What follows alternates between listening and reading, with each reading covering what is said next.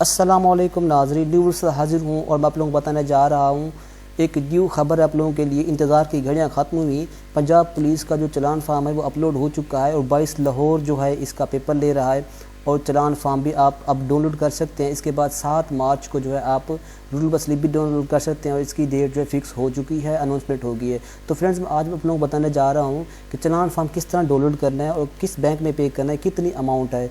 तो फ्रेंड, इसकी 500 अमाउंट है जो कि HBL बैंक में पे करना है और आपने 22 लाहौर की वेबसाइट पर जाना है। गूगल पर जाकर 22 लाहौर सर्च करना है। जैसे ही फर्स्ट लाइन पर लिखा है 22 लाहौर, इस पर क्लिक करना है। जैसे आप यहाँ पे क्लिक करेंगे इस तरह का इंटरफेस आपको शो हो जाएगा। फर्स्ट में लिखा है fee challan for Punjab police requirement test.